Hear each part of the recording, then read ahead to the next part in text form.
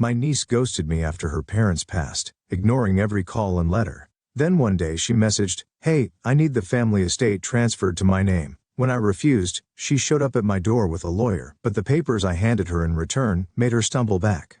A few years ago my niece Sarah cut me out of her life. It wasn't a slow fade. It was abrupt, calculated. Calls unanswered, messages left on read, letters returned to sender.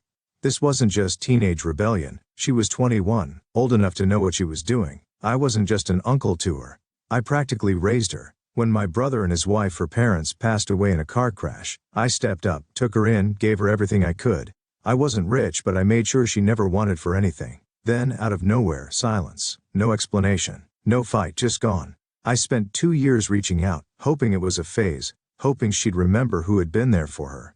And then, just when I'd started to accept that maybe I'd never hear from her again, I got a message. "Hey, I need the family estate transferred to my name." Not, "Hi, uncle." Not, "Sorry for disappearing." Just a demand. I stared at the screen, my heart pounding. The estate, of course. The only reason she'd ever reach out. I wasn't going to let this go unanswered. "We need to talk. Come by." The next day she showed up at my door. She wasn't alone. A man in a stiff suit stood beside her, briefcase in hand.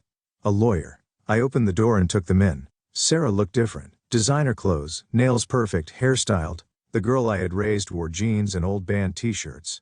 This woman? She looked like she hadn't worked a day in her life. "We don't need to talk," she said, brushing past me into the house. "We just need you to sign." The lawyer set his briefcase on my coffee table and flipped it open, pulling out a stack of papers. "Mr. Whitaker," he began in that rehearsed, condescending tone lawyers use when they think they're dealing with an idiot. "As you are aware, your brother's estate was intended to pass to Sarah upon her reaching legal adulthood. We'd like to finalize that transfer today." Sarah didn't even look at me. I let out a slow breath, keeping my voice calm. "That's not how this works." The lawyer barely reacted, just gave me a polite, insincere smile. "Actually, it is.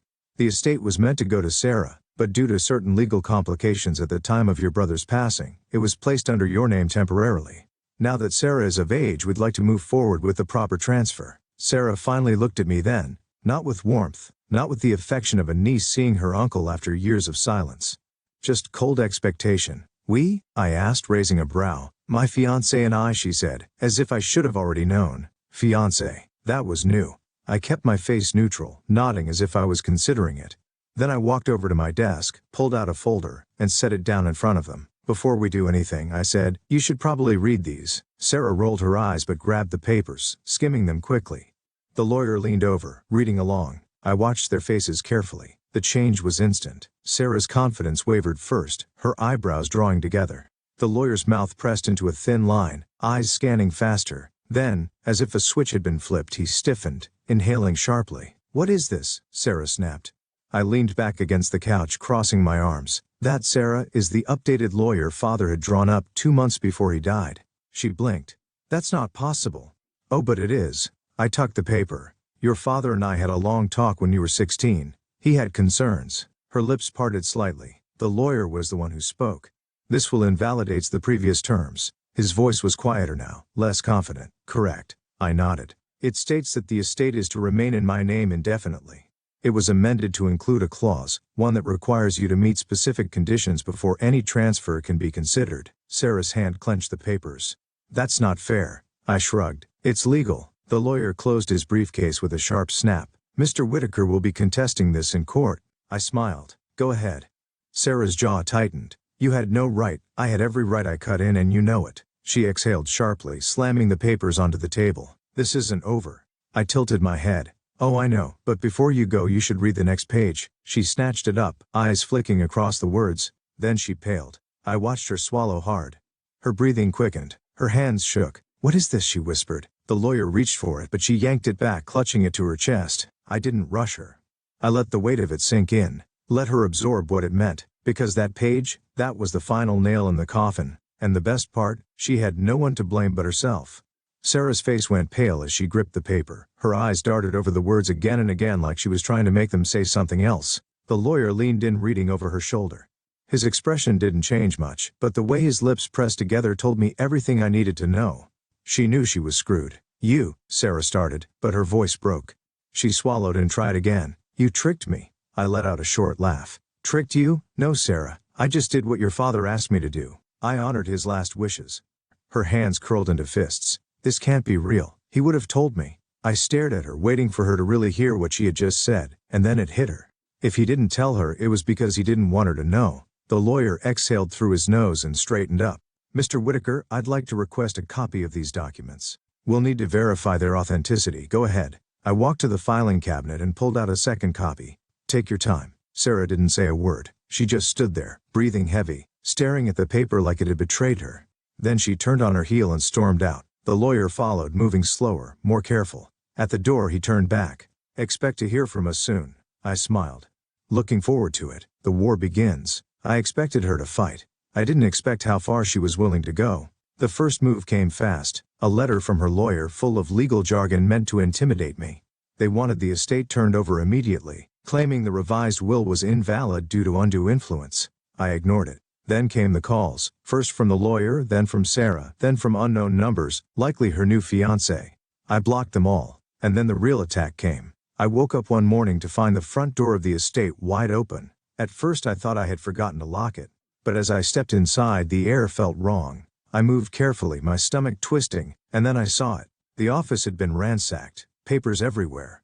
Drawers pulled out, my desk overturned, and the filing cabinet, the one that held all the original documents, pried open. I felt cold all over. Someone had broken in, and I had a good guess who sent them. I called the police, of course, reported a break-in, told them about the missing documents. They took notes, looked around, and then asked me if I had any cameras. I didn't. That was my mistake. But what Sarah didn't know, what none of them knew, was that I never kept the originals in the office. The real copies? They were locked up in a safe deposit box at the bank. What they stole were just copies. Sarah was playing dirty, so I played dirtier. Time to strike back. I didn't go to the police with accusations. That would have been stupid.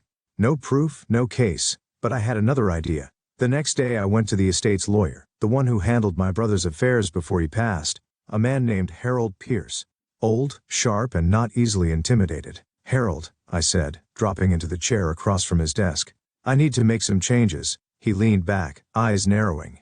Sarah. I nodded. He sighed and steepled his fingers. I told your brother this would happen. We spent the next 2 hours going through every loophole, every safeguard, every option. By the time I left his office I had one thing in my pocket that Sarah wasn't expecting, a restraining order. If she wanted to fight she was going to have to do it from a distance. The next twist I thought that would be enough to keep her away. I was wrong. 3 days later, I got a call from Harold. His voice was tight. She just filed a lawsuit. I almost left. On what grounds? Fraud. She's claiming the will was forged. For a second I didn't say anything. Then I leaned back in my chair, rubbing my temple. Tell me you're kidding. I wish I was. A forged will. That was serious. If she somehow managed to convince a judge to even consider it, I could lose everything. But here's the thing. Sarah had made one fatal mistake. She underestimated me because I knew she was coming for me. And I had one last document she didn't know existed. A document that proved just how deep her betrayal went. And when I handed it to the court it would destroy her. The unexpected twist: I wasn't going to wait for Sarah's next move. If she wanted to accuse me of forgery, I'd make sure she regretted it. I had kept one final card up my sleeve, one that even the estate lawyer Harold didn't know about yet. I made a call. The man who picked up was Douglas Grayson, the attorney who had helped my brother draft his last will. He was retired now, but I knew he'd remember one very important detail. The signing of the will had been recorded. My brother was a careful man. After losing our parents to a legal battle over their estate, he swore to never leave anything open to interpretation. So when he revised his will, he had Douglas arrange for the signing to be videotaped in front of 2 neutral witnesses. I had seen the tape once before. It was short, direct. My brother sat in his hospital bed, weak but lucid, staring straight into the camera. He made it clear, I am of sound mind. This is my will. No one is forcing me to change it. And then he signed it. The 2 witnesses signed. The lawyer notarized it. All on camera. Sarah had no idea that proof existed. And now, I was going to use it. The courtroom battle begins. The lawsuit moved quickly. Within weeks we were standing in front of a judge. Sarah sat across from me, dressed in her expensive designer outfit, looking calm. But I saw the tension in her jaw, the way her fingers curled around her fiancé's hand like a lifeline. Her lawyer spoke first. Your Honor, we believe Mr. Whitaker manipulated the into changing his will under duress. We have reason to believe that the document was either altered or entirely forged. The judge turned to me. Mr. Whitaker, do you have evidence to the contrary? I stood, adjusting my tie. Yes, Your Honor. In fact, I have something that will settle this matter entirely. I gestured to Harold, who handed over a flash drive. The bailiff took it to the judge. If you would, Your Honor, please watch the file labeled Final while recording. Sarah stiffened. The courtroom went silent as the video played on the screen. My brother's tired but clear voice filled the room. I am of sound mind. This is my will. No one is forcing me to change it. Then the signatures, the notarization. The camera panning to the witnesses as they confirmed what had just happened. Sarah's lawyer looked like he had just swallowed a lemon. The judge turned back to Sarah. Miss Whitaker, do you still wish to proceed with your claim of forgery? Sarah opened her mouth and closed it. Her face was white as a sheet. Her lawyer leaned in and whispered something, probably advising her to drop it now before she got into even more trouble. But Sarah? She wasn't done. She stood abruptly. I was lied to. The courtroom murmured. The judge raised an eyebrow. By whom? Sarah clenched her fists. By him. She pointed at me. He manipulated my father into signing this. I sighed. Sarah, the video. I don't care about the video. She snapped. He always controlled everything. My father trusted him too much. He, her lawyer, tried to pull her back down into her seat, but she yanked away. This isn't over, she hissed at me. The judge, clearly annoyed, leaned forward. Miss Whitaker, I strongly suggest you listen to your counsel before you say anything else that could harm your case. But she was too far gone, and that's when she made her biggest mistake. Sarah's fatal move. The case should have ended right there. But Sarah wasn't just after the estate anymore. She was after revenge. The next morning, I woke up to a flood of notifications. My phone was blowing up. Sarah had gone public. She had posted a long emotional rant on social media claiming I had stolen her inheritance, that I had trapped her in poverty while I lived in luxury off what was rightfully hers. She played the victim perfectly. She painted me as a controlling, greedy uncle who had taken everything from her. She mentioned the lawsuit, conveniently leaving out the part where the judge had basically left her out of court. And worst of all, people believed her. Her posts went viral. Thousands of comments, shares, messages. Strangers were calling me a monster. I even got threats. Sarah wanted to ruin me, but what she didn't realize, she had just handed me the perfect opportunity to destroy her. The evidence I had been holding back. Sarah's little sob story was missing one crucial detail she wasn't for. In fact, she was living in a multi-million-dollar penthouse in Miami, one that had been purchased 6 months earlier in her fiancé's name. Where did they get the money? Simple. She had already drained her parents' other bank accounts. The estate wasn't the only thing my brother had left behind. There were additional savings accounts, investments, and even a trust fund meant to be used for Sarah's future.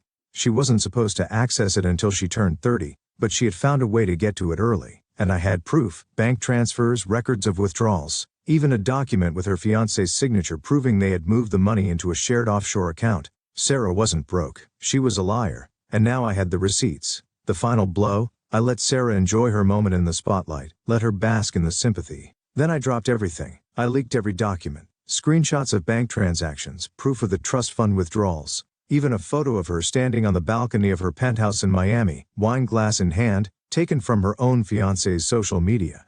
The internet turned fast. People who had defended her started deleting their comments. Others started calling her the thief. Memes popped up overnight, but that wasn't the worst part for Sarah, because the bank saw the leaks too.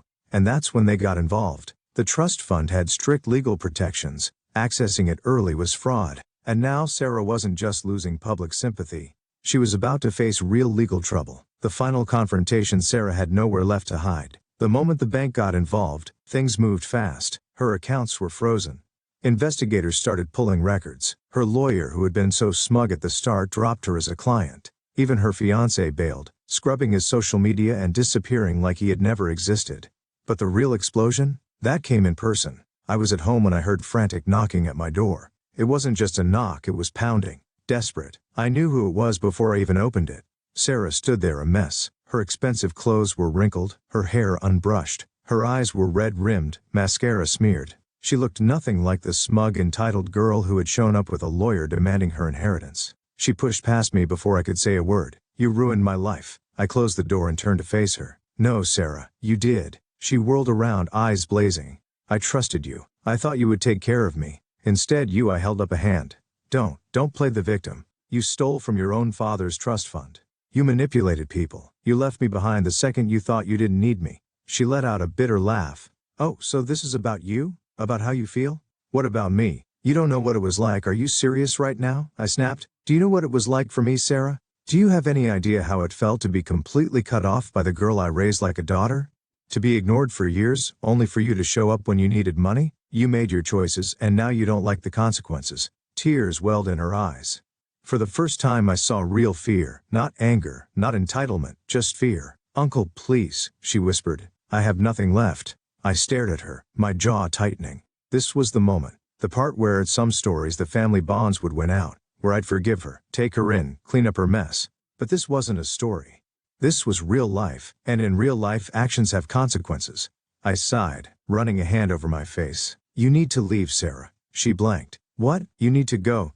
My voice was quieter now, tired. "I can't fix this for you. I won't." She shook her head frantically. "You're all I have left." "I know." I stepped back. "I was all you had left. And you threw that away." Her face crumpled. She staggered back a step as if I had physically struck her. I swallowed the lump in my throat. Did I still care about her?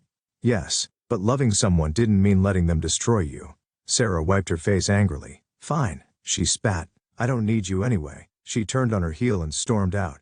I didn't stop her. For the first time in years I felt free. The aftermath: Sarah didn't go to jail. The bank wanted to avoid a long, messy trial, so they offered a deal. She had to pay every cent back, which meant selling her car, jewelry, the Miami penthouse, everything. She was broke and alone. She tried reaching out again through messages this time. They were different, less demanding, more desperate. "I'm sorry, I didn't mean it. Can we talk?" I didn't respond. Maybe one day, years from now, when she had actually changed, when she had learned what real accountability was, maybe I'd reconsider. But not today.